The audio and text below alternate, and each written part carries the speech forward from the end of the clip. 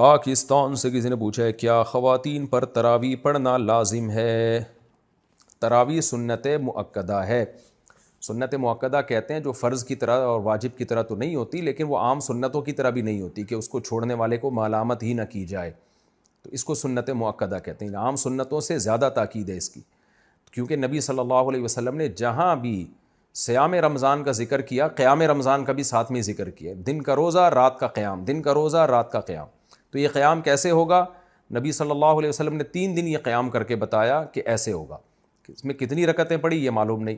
پھر حضرت عمر رضی اللہ تعالیٰ عنہ کے عمل سے ہمیں پتہ چلا کہ بھئی وہ اس طرح سے 20 رکعتیں ہوں گی، کیونکہ پھر پوری دنیا میں حضرت عمر نے اسی کو رائج کیا اور چاروں اماموں کا اس پر اتفاق ہوا کہ 20 رکعت سے کم تراویح نہیں ہے. تو اس سے پتہ چلا کہ یہ جو قیام رمضان ہے نا، یہی تراویح ہے، اور کم سے کم یہ 20 رکعتیں. تو اس لیے، اور یہ سنت مؤکدہ ہیں کیونکہ ان کی بہت زیادہ تاکید ہے. تو سنت مؤکدہ کا حکم یہ ہے کہ مرد ہو یا عورت دونوں کے لیے ایک ہی حکم ہے، الگ الگ نہیں ہے. ہاں، مرد بہتر ہے کہ جماعت سے پڑھیں، جماعت سے سنت مؤکدہ نہیں ہے، خوب سمجھ لیں. انفرادی طور پر بھی پڑھ سکتے ہیں، مرد ہو یا عورت ہو، لیکن جماعت سے پڑھنا افضل ہے، کیونکہ حضرت عمر نے جماعت قائم کی تھی، اور اس لیے تاکہ قرآن ختم ہو لوگوں کا. جن کو قرآن پڑھنا آتا ہے وہ جماعت کرائیں، جن کو نہیں آتا وہ قاری کے پیچھے سنیں. تو اب خواتین پہ تو مسجد کی جماعت فرض نماز بھی لازم نہیں ہے، تو تراویح کہاں سے لازم ہوگی؟ تو اس لیے خواتین بہتر ہے گھر میں تراویح پڑھیں.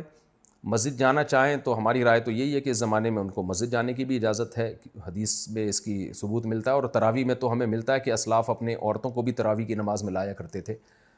تو لیکن بہرحال سنت مؤکدہ یہ ہے کہ پڑھ لیں آپ. جماعت سے پڑھنا سنت مؤکدہ نہیں ہے، گھر میں پڑھنا زیادہ افضل ہے. تو آپ گھر میں تراویح پڑھیں، 20 رکعت پڑھیں. اور سنت مؤکدہ کا حکم یہ ہے کہ کبھی کبھار چھوٹ جائے تو انشاءاللہ گناہ نہیں، کوئی حرج نہیں ہو، اس میں کوئی گناہ نہیں ملے گا. اور اگر کسی عذر سے چھوڑ دیں تو ویسے ہی کوئی حرج نہیں ہے، کیونکہ فرض واجب بہرحال نہیں ہے. تو بہت زیادہ تھکاوٹ ہو تو چھوڑی جا سکتی ہے، اور کبھی تھکاوٹ نہ بھی ہو تو کبھی ویسے ہی بھی چھوڑی جا سکتی ہے، لیکن کنٹینیو چھوڑنے کی عادت نہ بنائے. لیکن ویسے ایک جنرل نالج کے لیے بتا دوں، جو پڑھتے ہیں پراپر پڑھتے ہیں، جو نہیں پڑھتے پھر وہ چھوڑتے ہی ہیں. یہ تراویح ایسی چیز نہیں ہے 2 دن پڑھ لی 1 دن چھوڑ دی. تو جو ایسے کرتا ہے وہ پھر چھوڑا ہی رکھتا ہے. تو جو پڑھتے ہیں وہ کنٹینیو پڑھتے ہیں. تو نبی صلی اللہ علیہ وسلم نے جب بہت زیادہ تراویح کی فضیلت بیان کی ہے، قیام رمضان کی فضیلت بیان کی ہے، جس کو بعد میں اسلاف نے نام تراویح کا دیا، تو آپ کو چاہیے کہ اس سے قدر ادر کہ یہ سنت مؤکدہ ہے یا غیر مؤکدہ، آپ یہ فضیلت حاصل کریں. کیونکہ شاعر نے کہا ہے تمتع من شمیم عرار نجد فما بعد العشیۃ من عراری، کہ ایک خوشبو ہوتی ہے جیسے رات کی رانی کی خوشبو، یہ رات کے بعد ختم ہو جائے گی. تو تراویح کی فضیلت بھی رمضان کے بعد ختم. تو اس بحث میں پڑھے بغیر کہ سنت مؤکدہ ہے یا غیر مؤکدہ ہے، واجب ہے یا نہیں، اس بحث میں پڑھے بغیر آپ کنٹینیو پڑھ لیں، کیونکہ ثواب بہت ہے اس کا. اور یہ عید کا چاند نظر آتے ہی آپ کے پاس یہ آپشن ختم ہو جائے گا. لیکن حکم یہی ہے کہ سنت مؤکدہ ہے.